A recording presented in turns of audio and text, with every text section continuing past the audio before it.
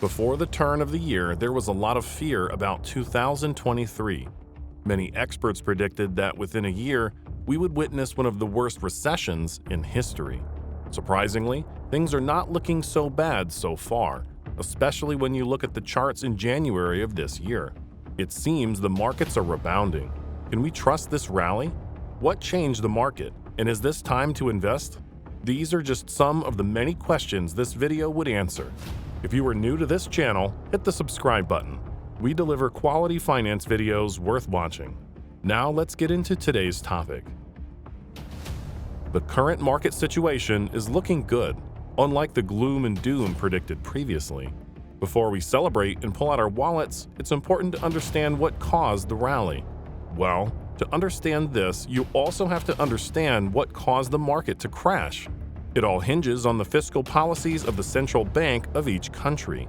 In the case of the US, the Federal Reserve calls the shots, and this institution has the power to crash the markets or make conditions good for investments. Let's cut to the chase. The reason why the market is rallying is that the last inflation report dropped significantly from 8.1% to 6.5% on a year-on-year Consumer Price Index, or CPI, report.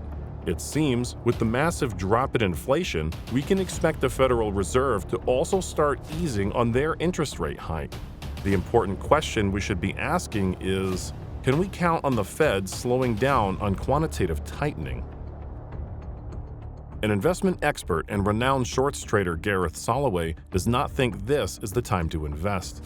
In his opinion, this is what is called a short squeeze. And you're probably asking, what is a short squeeze? This is a situation where you see a sudden spike in the markets, but it's usually for some days or a few weeks. What causes it is the withdrawal of shorts traders from the market, because they're expecting the market to boom, and shorts traders don't want this. Once they start withdrawing, it signals that the market may be ready for a bull run. But soon enough, the shorts traders return and crash the market again when they realize the market conditions are still unfavorable for a rally. Gareth Soloway believes that we may experience one of the sharpest short squeezes in recent history by the end of this early rally. Another expert, Michael Burry, is also warning that the Fed is unlikely to pivot, and this could crash the markets again. While the markets are rebounding, the economy is currently struggling. Nothing much has changed, actually. The 6.5% inflation rate is still very high, and it's not just an American problem. Inflation is still high in Europe, Asia, Africa, and South America. As a matter of fact, the case of the United States is much better than that of most other countries. Central banks around the world are also working hard to cut down the inflation rate in their respective economies. Another indicator we should be paying attention to is the unemployment rate. Is it getting better in your country? If the answer is no, you really need to be cautious. And this is where it gets even more interesting. Unemployment is actually dropping in the United States, despite the fact that the biggest companies are downsizing. Unemployment was expected to rise from 3.6% to 3.7% in January. Instead, it dropped to 3.5%. So perhaps the economic signals are not that bad, right? Well, maybe not. The quality of jobs available is declining, even though the employment rate remains strong. Even though wages are up, the rate of wage increase has actually dropped by 53% when compared to growth rates from 2021. As an investor, what lessons are there to learn from this? It's a chain effect. Employment is still strong, wages are still good, and people would continue to spend. This is not good for the inflation fight the Fed is waging. Therefore, the Fed would continue to increase interest rates. And if interest rates stay high, it's only a matter of time before the markets come crashing down again. That is the sequence of events that makes it important to watch employment rates before you delve into the markets. What markets are we talking about? First, let's review the stock market. The stock market is the thermometer for investors. If this market is doing well, then it's likely every other market is also going to do well. In 2021, the stock market had a good performance overall. The three main stock indices, S&P 500, Dow Jones Industrial Average, and Nasdaq Composite, all had positive returns. The S&P 500 returned 26.9%, Dow Jones Industrial Average returned 18.7%, and Nasdaq Composite returned 21.4%. But it's important to note that the market had actually started recovering from Q4 of 2020. This is significant because the year 2020 was a landmark and a precursor for the economic situation that we're having right now. An interesting point is that a small group of 5 companies, Apple, Tesla, Microsoft, Google, and Nvidia, greatly contributed to the returns of the S&P 500 index in that year as the stock market recovered. According to research by Goldman Sachs, these 5 companies alone accounted for 51% of total returns of the index in 2021. There is a lesson to learn here. This means that the biggest companies may be the safest bet when the economy is coming out of a risk-off cycle. Also important to note that the biggest tech companies also led the 2022 market crash.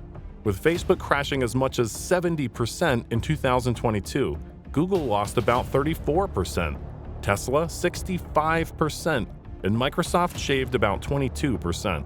These companies together lost several hundreds of billions within the year and were all downsizing and laying off workers. In a surprising twist of events, these companies are showing indications of going up this year. As of the 3rd week of January 2023, the S&P 500 climbed 1.9%. The Dow Jones Industrial Average rose 1%, and Nasdaq gained 2.7%. Communication services and tech stocks were the biggest gainers. Investors are closely monitoring these earnings reports alongside the economy's strength and anticipating the Fed's next meeting in February, which is expected to go for another rate hike. Perhaps this would send the stock market spiraling down again. Next is the cryptocurrency market, which is for those who love high-risk, high-reward investments. The extremely volatile cryptocurrency market is the one making the headlines right now. While the stock market is seeing single-digit gains, the crypto market's components are witnessing double-digit jumps. Bitcoin's value dropped 63% in 2022. However, the world's largest cryptocurrency is really up early this 2023. Could this be a turning point for the cryptocurrency industry? In the first weeks of January, Bitcoin experienced a 23% increase in value, leading the entire crypto market into a rally. The market cap is now back over $1 trillion from about $800 billion. Experts believe that the market is entering a recovery phase.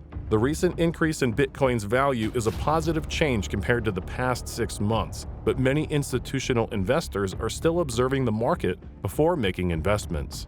It must always be remembered that the cryptocurrency market is very risky, and you must know what you're getting into if you wish to take the risk. Now let's go back to a less volatile investment, the real estate market. It seems the real estate market may be in trouble. The U.S. market has seen prices fall by 2.4% from their peak in June of 2022, according to the Case-Shiller National Home Price Index. If you entered the market in early 2020, you would still be up by 38.1% as of October of last year, despite the crashing real estate prices. Experts predict that housing prices may fall another 10 to 15% by the second or third quarter of 2023. Factors that point to this potential correction include a fall in construction and rising interest rates. However, mortgage rates have begun to decrease in recent months. This is really unusual in an economy where the Fed interest rates are skyrocketing, but at the same time, it's understandable. It makes sense that mortgage rates drop in a situation where the demand seems to be waning. This has led to mixed opinions among economists about whether home prices will continue to decrease throughout 2023. Despite the potential correction, supply remains relatively low, which is a huge positive for anyone wishing to invest in the market now, because this could be a great discount that could bring good returns perhaps as early as next year. The market is not showing signs of a crash, but rather a cooling. So what lessons can we take away from this whole analysis? The first is the stock market's rebound is not significant enough. Year on year, the stock market is still very much in the red. The same is also true for the cryptocurrency market. There is nothing to celebrate yet, as investors who have been in the market for at least the past 9 months are still very much hurting. Even if we're in a bull market now, it's still very early, and the potential of investments going up is very high. The important thing to note is this opportunity may not be suitable for a short-term investor as conditions are still very unpredictable in the short term. This could be a good time for bargain hunters to fill their portfolios with low-priced assets, as bear markets are typically followed by longer and stronger bull markets. It is advisable that you invest in assets that you know and understand, remain diversified, and go in for the long haul.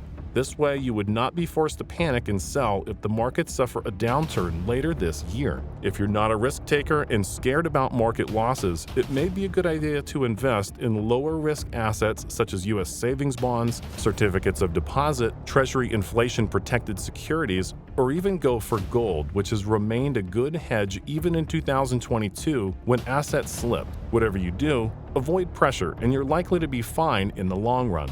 If you enjoyed this video, hit the like button and subscribe for more.